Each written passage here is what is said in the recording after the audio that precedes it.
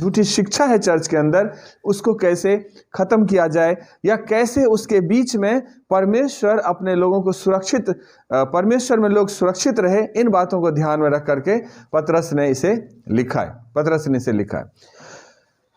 यहाँ पर हम बेसिकली ये देखेंगे कि जो झूठे शिक्षक होते हैं उसका क्या स्वभाव होता है, कैसा होता है। जो पतरस की दूसरी पत्री के दूसरे अध्याय के 1 से लेकर 3 तक हमने देखा है, पढ़ा है भी, उसमें हम लोग इन बातों को देखेंगे। जब मैं इसको तैयार कर रहा था वचन, तो मुझे परमेश्वर के एक सेवक का एक कोटेशन मिला इस झूठे शिक्षक के ऊपर, और उन्होंने लिखा था कि शैतान जो है वो परमेश्वर के जो द्वारा दिया हुआ सुसमाचार है, यीशु मसीह में सिद्ध होता है, वो सुसमाचार को मिटा नहीं सकता, उसे खत्म नहीं कर सकता, उसका नाश नहीं कर सकता। इसलिए शैतान क्या करता है, इसमें या तो कुछ जोड़ेगा या कुछ घटाएगा, है ना, इसमें कुछ जोड़ेगा या कुछ घटाएगा, या इसके पैटर्न को बदलने की क्या करेगा, कोशिश करेगा। और यही चीज झूठी शिक्षा यही झूठी शिक्षा है। आज आपको बहुत सारे ऐसे लोग मिलेंगे जो आपको बाइबल से ही लेकर के कई तरह की बात को बताएंगे। कुछ लोग बताएंगे कि परमेश्वर पिता है, यीशु मसीह पुत्र है, तो माता भी होगा, और बना दिया यरूशलेम माता, बाइबल से ढूंढ के निकाल के ले आया। कुछ लोग कहेंगे कि पुराने नियम में यहोवा का जिक्र है, नए नियम में यहोवा का जिक्र नहीं है, इसलिए हम यहोवा के गवाह हैं, और वो यहोवा विटनेस बन के आपके बीच में पहुंच जाएगा। कुछ लोग कहेगा पिता ही सब कुछ है, तो पिता को ले के ही चलेगा। कुछ लोग कहेगा पुत्र ही सब कुछ है, तो पुत्र को ही लेके चलेगा, पिता को छोड़ देगा, पवित्र आत्मा छोड़ देगा। कुछ कहेगा यीशु मसीह ने बोल दिया कि मैं जाता हूं, तुम्हारे लिए एक सहायक भेजूंगा, वो तुम्हारे साथ रहेगा, वो पवित्र आत्मा, ऐसा करके तो वो पवित्र आत्मा को ही लेकर के चलेगा। ऐसे बहुत तरह की बातें हैं जो बाइबल से ही निकाल के लाया गया है, और कहीं ना कहीं से आपको आपके उद्धारकर्ता से दूर ले जाने की कोशिश करता है।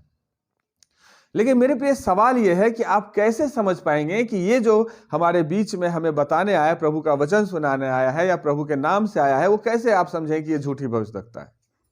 क्योंकि तुरंत 2 मिनट के अंदर तो आप उसे जज नहीं कर लेंगे ना, तुरंत तो समझ में नहीं आएगा ना। लेकिन एक अनुभव जो मैं बेसिकली अपनाता हूं, उस चीज को आप लोग ध्यान से समझ सकते हैं और अपने जीवन में उसको लागू कर सकते हैं। वो ये है कि जब भी कोई आपसे बात करता है बाइबल से, परमेश्वर के बारे में, प्रभु यीशु मसीह के बारे में, तो आपको उनके बातों को ध्यान से सुनना है, और ध्यान ये रखना है, ध्यान ये रखना है कि वो जो बात कर रहा है वो आपको मसीह यीशु जो क्रूस पर हमारे लिए मरा, उसके तरफ वो लेके जा रहा है, या उस पॉइंट से हटकर हमें कहीं और लेकर के जा रहा है। समझ गए? वो यीशु मसीह नासरी जो क्रूस पर हमारे लिए चढ़ाया गया आज से करीब 2000 साल पहले, वो इंसान उसी यीशु के बारे में प्रचार कर रहा है, या किसी और यीशु का प्रचार कर रहा है, या किसी और का प्रचार कर रहा है। इन बातों को हमें बड़े ध्यान से देखना है, तभी आप समझ सकते हैं कि आप किस डायरेक्शन वो आपको लेकर के जा रहा है। ये एक छोटी सी आपको एक अनुभव मैंने बताया, जिस पर आप काफी हद तक अपने आप को जज कर सकते हैं। बाकी जब संगति होती है तो बाइबल से और परमेश्वर के वचन से पता चल जाता है कि क्या है। आज हम 4 बातों को हम बेसिकली देखेंगे। पहली बात, जो झूठे शिक्षक के जो लक्षण होते हैं, पहला बात, वो काम छुप छुप के करेगा, रहेगा परमेश्वर के वचन से, लेकिन छुप छुप कर उनकी पॉलिसी होती है जो बाद में समझ में आता है ना। दूसरी बात, उसका जो स्वभाव होता है वो डिस्ट्रक्टिव होता है, विनाशकारी उसका स्वभाव होता है, उससे भी हमें बचना है। हम एक एक चीज को देखेंगे। तीसरी बात जिसके ऊपर बहुत फोकस होता है, वो खुद के पॉपुलैरिटी पे बहुत काम करेगा। ऐसे बंदे मसीह को पीछे रखकर खुद को कैसे बड़ा बनाया जाए, खुद की मिनिस्ट्री कैसे बड़ी बनाया जाए, खुद का चर्च कैसे बड़ा हो जाए, खुद का साम्राज्य कैसा बड़ा हो जाए, इस पर ज्यादा फोकस होता है। तो वहां भी आपको सतर्क होना है। और तीसरी बात, लोभ बसा होता है कूट कूट कर, लोभ उसमें कूट कूट कर बसा होता है। सो पहली बात जो है वो कैसे छुप छुप कर आपके जीवन में काम करेगा, उसका अगर पहले पद को देखें, लिखा है जिस प्रकार उन लोगों में झूठे भविष्यवक्ता थे, यहूदियों में या पुराने नियमों में, वहां भी झूठे भविष्यवक्ता थे। पतरस कहता है कि उसी प्रकार तुम में भी झूठे उपदेशक होंगे, तुम में भी झूठे उपदेशक होंगे। झूठे उपदेशक का यह मतलब नहीं कि बाइबल को छोड़ कहीं और से प्रचार करता है, वो बाइबल से ही प्रचार करेगा, लेकिन उसका फोकस यीशु को छोड़ के कोई और होगा। उसका फोकस यीशु को छोड़ के कोई और होगा। उसका फोकस उस यीशु पर नहीं होगा जो मसीह है, जो नासरी है, जो क्रूस पर हमारे लिए चढ़ाया गया था।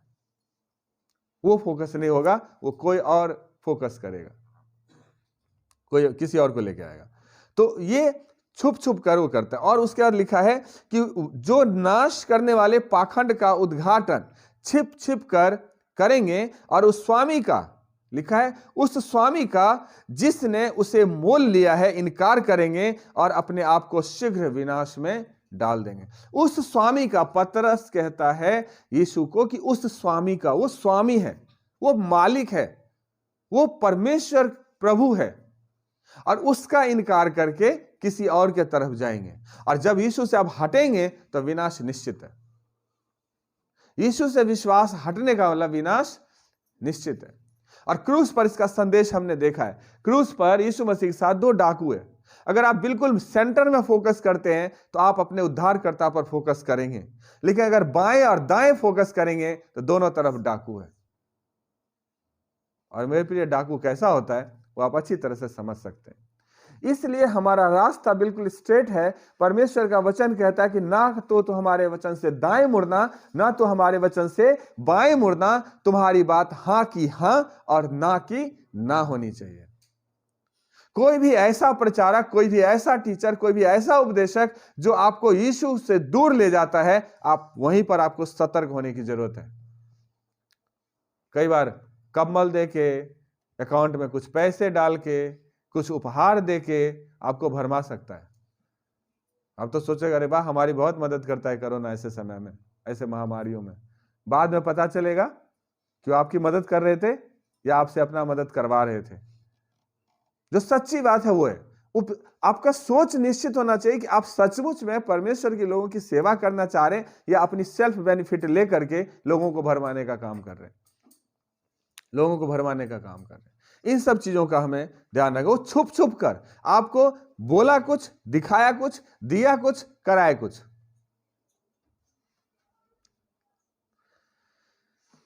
गलातियों में पौलुस कहता है कि और उन झूठे भाइयों के कारण हुआ जो चोरी से घुस आए थे, कि उस स्वतंत्रता का जो मसीह यीशु में हमें मिली है, भेद लेकर हमें दास बनाए। क्या लिखा? भेद लेकर हमें दास बनाए। जो परमेश्वर का वचन है वो स्वतंत्रता के लिए आया है। परमेश्वर का वचन स्वतंत्रता के लिए आया है। आजकल एक ट्रेडिशन चला है, अगर कई बार हमारे चर्च के दो विश्वासी, जैसे हमारी बीच में मीटिंग नहीं हो पाए तो कहीं चले गए या नजदीक में हुआ, छूटते ही कहते तुझ में दुष्ट आत्मा है। अरे भाई साहब, उसमें दुष्ट आत्मा है, परमेश्वर का सेवक है तो निकाल दो ना, डरा क्यों रहे उसे? अगर आपको लगता है कि किसी इंसान में दुष्ट आत्मा है तो आप निकाल दो, आप तो परमेश्वर के सेवक हो, डराने की क्या जरूरत है?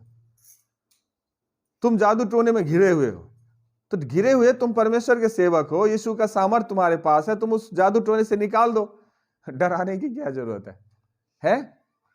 लेकिन डराता है कि शायद जहां तुम जाते हो वो जगह सही नहीं है, जहां हम हैं वो जगह क्या है? सही है। लेकिन बाइबल के अनुसार ये सही नहीं है। जब एक डॉक्टर को बीमारी का पता चलता है तो अच्छा डॉक्टर उसका इलाज करेगा, ना कि दूसरे डॉक्टर पर ब्लेम करेगा। ये सभी उसी कैटेगरी में आता है जिसके विरोध में हम बात कर रहे हैं, है ना। कई बार ये परमेश्वर के वचन से जो प्रचार करते हैं वो भी बहुत अच्छा प्रचार करता है, इतना अच्छा कि आपके कान को भी सुनने में अच्छा लगेगा, बिल्कुल सही बोल रहा है। लेकिन अगर आप बिब्लिकल डॉक्ट्रिन पर उस बात को नापेंगे, तौलेंगे, चेक करेंगे तो आपको लगेगा सब कुछ गड़बड़ ही गड़बड़ जा रहा है ना। सो यीशु मसीह ने मत्ती रचित सुसमाचार में बोला है, जब वो पहाड़ी उपदेश दे रहे थे तो 7:15 में बोला है कि झूठे भविष्यद्वक्ताओं से सावधान रहो, झूठे भविष्यद्वक्ताओं से सावधान रहो, जो भेड़ों के भेष में तुम्हारे पास आते हैं परंतु अंदर फाड़ने वाले भेड़िए हैं। किस भेष में आता है? भेड़ों के भेष में। लेकिन होता क्या है अंदर? कहने का मतलब वो आपके पास परमेश्वर का सेवक बन के आएगा, पास्टर बन के आएगा, भविष्यद्वक्ता बन के आ सकता है, आपका रहनुमा बन के आ सकता है ना, आपको बाइबल से अच्छे अच्छे वचन सुना करके आपके पास आ सकता है, आपको सहानुभूति दिखाकर आपके पास आ सकता है। लेकिन कुछ समय के बाद, कुछ महीनों के बाद संगति जब होती रहती है तो पता चलता है कि शायद हम गलत ट्रैक पर जा रहे हैं। और जब तक आप संभलेंगे तब तक वो कहावत सुना है ना, अब पछताए होत किया जब चिड़िया चुग गई खेत।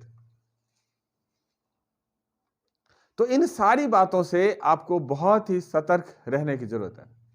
पिछले दिनों हमें एक भाई से इसे डिस्कस हो गया, हो बिना इंफॉर्मेशन के परिवारों में जाना शुरू कर दिया था। हमने उनसे बात करी कि क्या बात है, आपको क्या प्रॉब्लम है ना। और गलत शिक्षा गए, कोई बात नहीं, जाने के लिए अब अच्छी बात है, जाओ, परमेश्वर के लोग हैं, आप परमेश्वर के लोगों के बीच में जा रहे हैं, कोई प्रॉब्लम, कोई इशू नहीं है। लेकिन इशू ये है कि बाइबल के अगेंस्ट में आप बात कैसे कर रहे हैं। आप कैसे कह रहे हो कि यरूशलेम परमेश्वर की पत्नी है और यीशु मसीह उसके मां है। कैसे आप इस तरह से सिखा रहे हो, और कैसे इस तरह की झूठी शिक्षा को आप इंप्लॉय करने की कोशिश कर रहे हो। ये सब के सब गलत है। फिर वो मेरे से डॉक्ट्रिनल बात करने लगे। मैंने कहा मैं इन विवादों में फंसने के लिए नहीं आया, मेरे को सिर्फ एक बात पता है कि मेरे खातिर क्रूस पर सिर्फ यीशु नासरी चढ़ा था और कोई नहीं चढ़ा था। इसलिए मेरा पूरा ध्यान, सेंटर जो है वो यीशु मसीह नासरी पर है और किसी पर नहीं है। रही ज्ञान की बात, तो आप बहुत ज्ञानी बनिए, बहुत अच्छी बात है, लेकिन हमारा प्रभु कहता है मैंने मूर्खों को चुना ताकि ज्ञानवानों को लज्जित करे। हमारे देश में ज्ञानवानों की कमी नहीं है। ऐसे ऐसे ज्ञानवान है कि यीशु मसीह के ऊपर कितने सारे किताब लिख दिए है, कितने सारे किताब, लेकिन मन नहीं फिराया। उस ज्ञान का क्या? अगर ज्ञान वाले स्वर्ग जाते तो सारे इंजीनियर, डॉक्टर, प्रोफेसर स्वर्ग चले जाते। बिना यीशु के स्वर्ग में प्रवेश नहीं है। यह फाइनल है, चाहे कोई भी हो। मैं क्लियर शब्दों में कहता हूं, किसी भी धर्म, किसी भी भाषा, किसी भी जात, किसी भी संस्कृति से मायने रखता हो, अगर उसके पास यीशु नहीं है तो स्वर्ग में प्रवेश नहीं है। यह फाइनल स्टेटमेंट यही है। बाकी लेकिन, परंतु, इधर उधर कोई बहाना, कोई रास्ता है ही नहीं।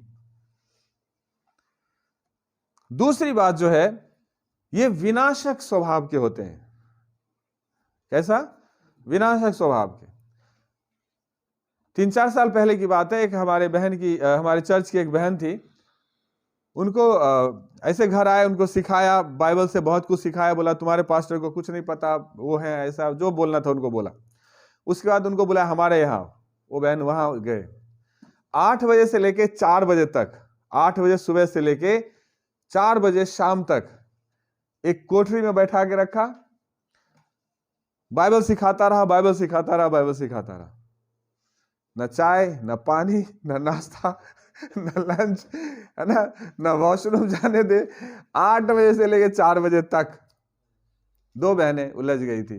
फोन भी नहीं कर सकते वहां से। मेरे को फोन भी कर लेते कि पास्टर जी मैं ऐसे फंस गया तो शायद कुछ कोशिश किया जाता। लास्ट में परमेश्वर ने उसमें से एक बहन को बुद्धि दिया। उन्होंने कुछ इमरजेंसी कॉलिंग की बात करी कि मुझे वॉशरूम जाना बहुत नितांत आवश्यक है, प्लीज। तब उनको अंदर वाले वॉशरूम की तरफ बोला कि उधर आप चले जाओ, और कैसे न कैसे दोनों वहां से जान बचा के निकले। और तब हमें फोन करके बता रहे हैं मेरे साथ ऐसे ऐसे हुआ। मैंने कहा मेरे से पूछ के गए थे, है ना। सो ये साउंड डॉक्ट्रिन की बात करते हैं।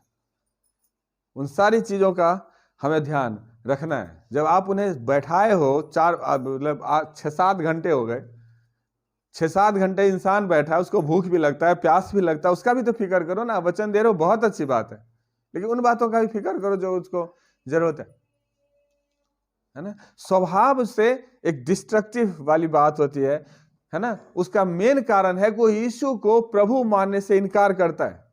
यीशु को प्रभु मानने से इनकार करता है।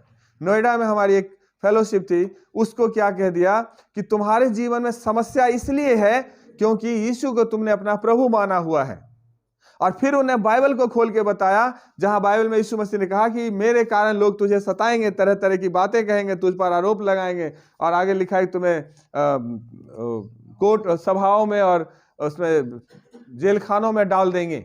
बोला देखा समस्या का कारण, यीशु खुद कहता है कि मेरे कारण लोग तुझे सताएंगे। आज तो यीशु को छोड़ दो, तेरी परेशानी दूर। साउंड डॉक्ट्रिन बाइबल से निकाल के लाया। क्योंकि हमारे घर से बहुत दूर है, हमने कई बार कोशिश भी करा कि उस टीचर को भी पकड़े और उनको भी सिखाई कि कौन सा कहां से शिक्षा लेकर आए, लेकिन मैं फेल रहा दूर होने के वजह से।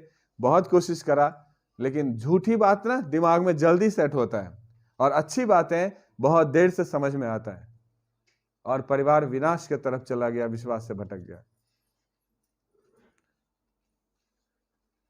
जो परमेश्वर इतना नहीं सोच रहे कि जो परमेश्वर अपने इकलौते बेटे को क्रूस पर मेरे और आपके खातिर मरने के लिए दे दिया, क्या वो परमेश्वर हमारे जीवन में दुख, तकलीफ, बीमारी को लेकर आएगा? वो तो इसलिए आपको बता रहे हैं कि संसार के लोग ऐसे हैं, संसार के लोग को पहचानो ताकि तुम इस संसार से छूट सको। ये सताएंगे, मुझे सताया, तुझे भी सताएंगे, क्योंकि यहां पाप है, अंधेरा है और दुष्टता की शक्ति काम करता है, और इन्हीं बीच में से मैं तुझे निकाल करके उस अनंत जीवन के लिए लेकर के जा रहा हूं।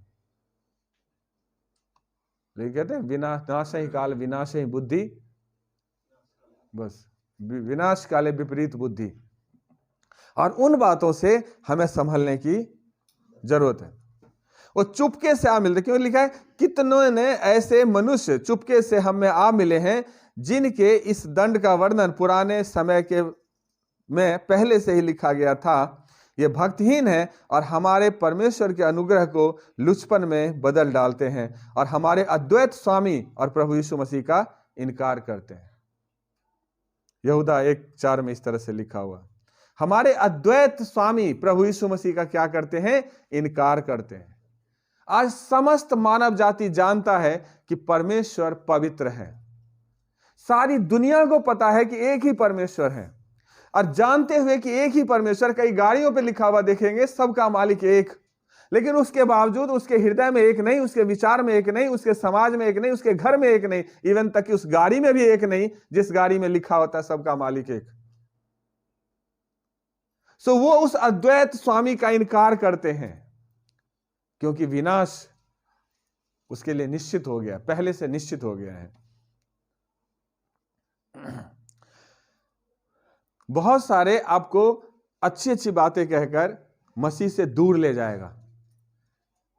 जब मैं इस पॉइंट पर डिस्कस कर रहा था तो हमारे बचपन के दिन याद आए, जब हम लोग छोटे थे गांव में, छोटे मुश्किल से 7-8 साल 9 साल का, तो हम लोग क्या करते थे, कुत्ते का बच्चा होता ना, छोटा छोटा जो होता, तो देखने में बड़ा क्यूट होता है, तो उसको चुराते थे हम लोग। तो चुराएंगे कैसे? उसकी माँ उसके साथ रहती थी, अगर उस बच्चे के पास जाओ तो उसकी माँ दौड़ती थी काटने के लिए। तो हम लड़कों ने एक प्लान बनाया कि हम उसको, पिल्ले को गुड़ खिलाएंगे। ध्यान से सुनना। तो हम लोग गुड़ लेकर जाते थे और उसको नजदीक बुलाते थे, नजदीक बुला के थोड़ा सा गुड़ देते थे। वो पूंछ हिलाते हिलाते हमारे पीछे आता था, थोड़ा सा और हम गुड़ देते थे, और धीरे धीरे गुड़ देते देते देते उसके माँ से उसको अलग ले जाते थे। और जब वो इतना अलग हो जाता था, उसका माँ हमारा कुछ नहीं बिगाड़ सकती, और वो पिल्ला भी सोचता था कि ये इंसान हमारा बड़ा शुभचिंतक है, हमें मीठा मीठा खिला रहा है ना। तब हम उसको उठा करके भाग जाते थे। ये बचपन की बात बता रहा हूं, उस टाइम में पास्टर नहीं था, है ना। ये बात मुझे याद आया। कई बार जब आप मसीह के साथ चलते हैं, दुख में, तकलीफ में, उस संघर्ष में, प्रभु के वचन के खातिर दुख उठाते हैं, तकलीफ उठाते हुए इस संसार में आप आगे बढ़ते जाते हैं, उसी टाइम, ध्यान से सुनना, उसी टाइम इसी बाइबल में से गुड़ के समान मीठा मीठा आपको खिला करके अपने पीछे दौड़ाना शुरू कर देगा, और इतना दूर दौड़ाएगा जहां आपका कोई बचाने वाला नहीं होगा। और जहां उसको ले जाते थे तो गुड़ नहीं खिलाते थे, सूखी रोटी घर से चुरा के लाते थे, वो सूखी रोटी खिलाते थे। अब उसको समझ में आ रहा, और बांध के अलग रखते थे। माँ के साथ, माँ का दूध पी के आनंद से रहता था ना, कोई टेंशन नहीं थी, खेलता रहता था। लेकिन हम जब लाए गुड़ खिला के, तो सूखी रोटी अलग खिलाते थे, बांध के अलग रखते थे, और एक जो लकड़ी का बना हुआ होता था जिसमें घास वास उठाने वाला होता था, उससे ढक के भी रखते थे कहीं ये भाग ना जाए, और उसमें रोता रहता था। बिल्कुल ऐसे ही जब आप सही वचन के साथ, आप परमेश्वर के साथ बने रहेंगे, प्रभु यीशु के साथ बने रहेंगे, आनंद और शांति बने रहेगा उस दुख तकलीफ में भी। लेकिन जब वो झूठे शिक्षक आएंगे और गुड़ खिलाते हुए आपको दूर ले जाएंगे तो जकड़ करके रखेंगे, जहां से फिर निकल पाना मुश्किल हो जाता है, मुश्किल हो जाता है। लिखा है कि ऐसे लोगों से कैसे आपको पता चलेगा, कैसे वो लोग आते हैं पता है? वो लोग आपको चंगाई की तरफ अपने आप को खींचेगा। वो गुड़ क्या है मैं बता रहा हूं, वो आपको चंगाई की तरफ दौड़ाएगा, आशीष की तरफ दौड़ाएगा, है ना, और भी ऐसी बातों के पीछे दौड़ाएगा। इसका यह मतलब नहीं कि यीशु चंगाई नहीं देता, यीशु आशीष नहीं देता, यीशु सब कुछ देता है। लेकिन प्रभु चाहता है कि थोड़ा सा मैं तुझे दबा के रखूंगा। परमेश्वर का वचन कहता है जिससे वो प्यार करता है उसको क्या करता है? ताड़ना भी देता है। और जिसे वो पुत्र बना लेता है उसे कोड़े भी मारता है। क्यों? क्योंकि भूल ना जाओ, अनुशासन में रहो।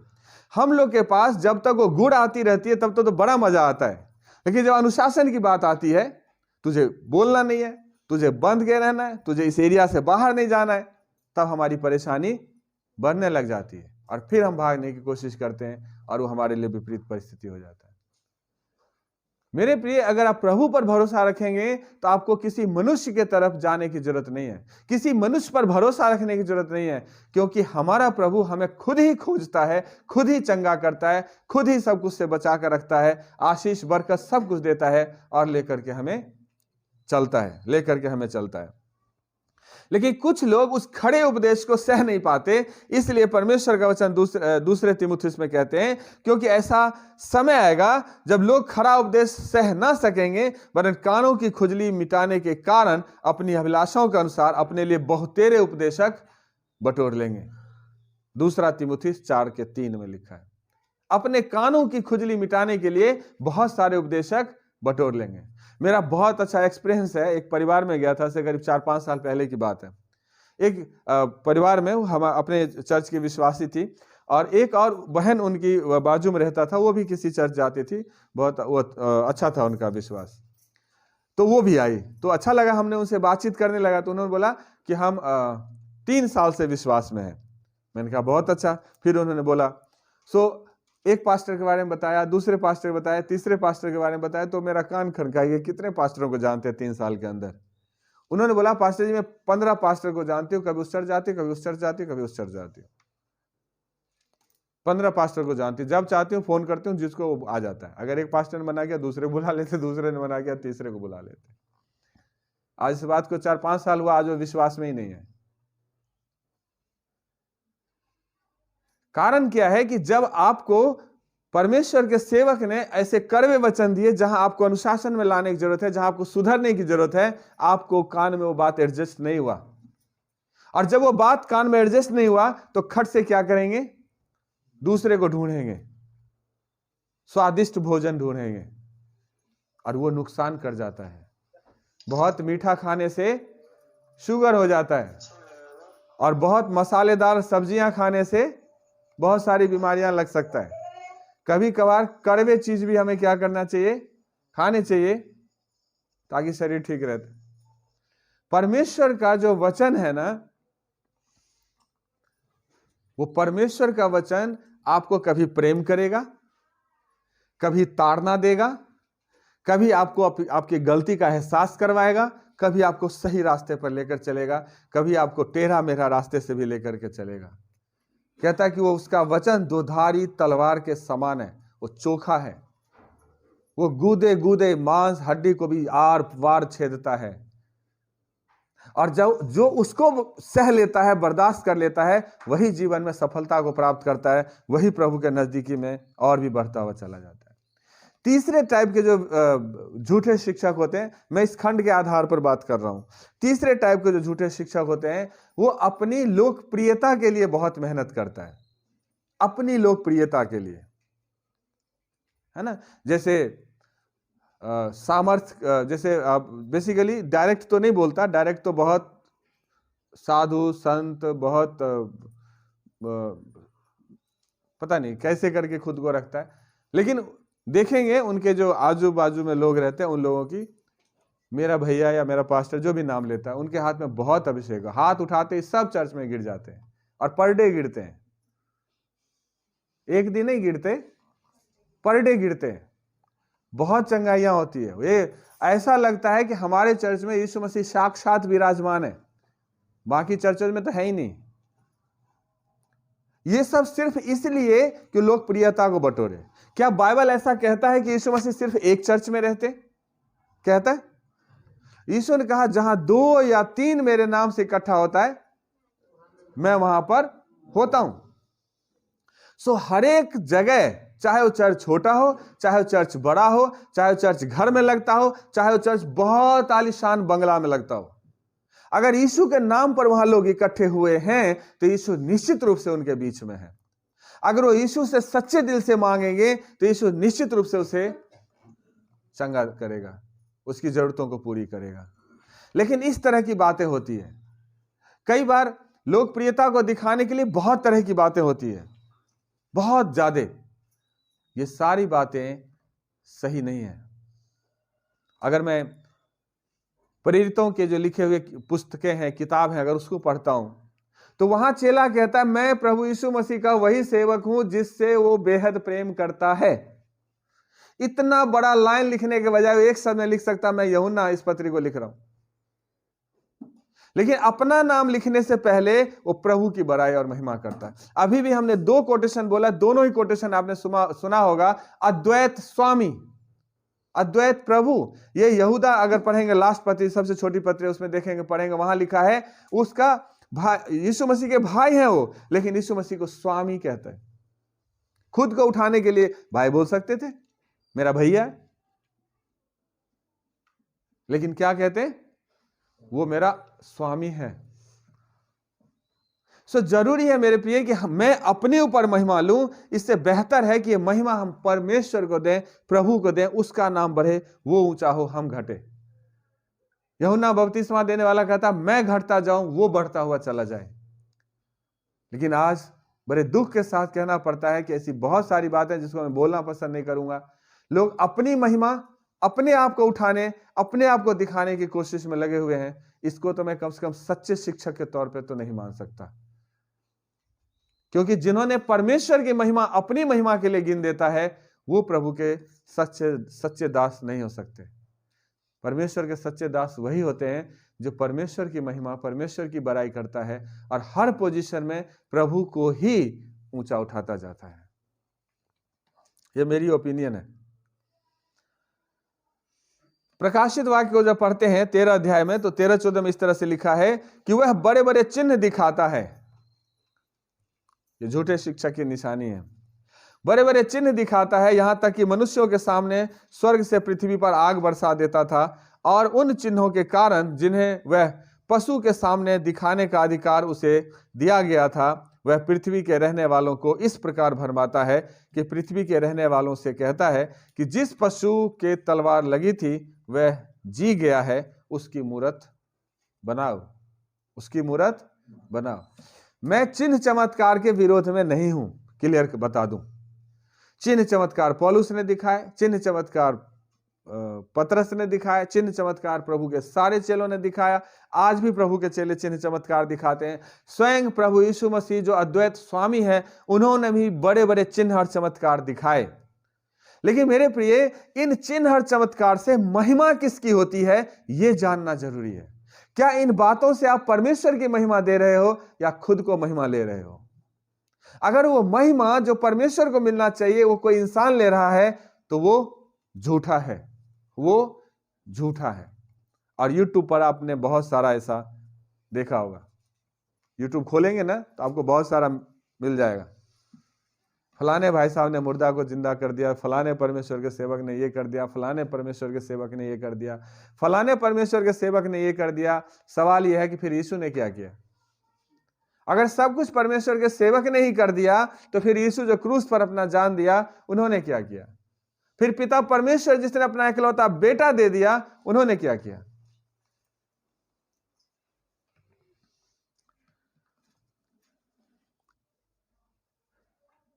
चौथी और अंतिम बात जो है, जो तीसरे पद में इस तरह से कहता है, वे लोभ के लिए बातें गढ़ गढ़ कर तुम्हें अपने लाभ का कारण बनाएंगे, और जो दंड की आज्ञा उस पर पहले से हो चुकी है उसके आने में कुछ भी देर नहीं, और उनका विनाश ऊँघता नहीं। उनका विनाश ऊँघता नहीं। यूट्यूब पर एक परमेश्वर के सेवक हैं, अच्छे टीचर हैं, तो मैं उनकी जो टीचिंग है वो कभी कभार देखता रहता हूँ, उनकी अच्छी लगती है मुझे टीचिंग। तो मैं मोबाइल पे यूट्यूब पर स्क्रॉल कर रहा था, ऐसे ऐसे करके देख रहा था, उनका मैसेज ढूंढ रहा था, तो उसी टाइम एक और मैसेज मेरे सामने फ्लैश हो गया। वो मैसेज था, इस प्रार्थना को सुनो, 10,000 रुपये अकाउंट में डालो, कल सुबह तक तेरे अकाउंट में 1 लाख रुपए पहुंच जाएंगे। मैं चौंक गया।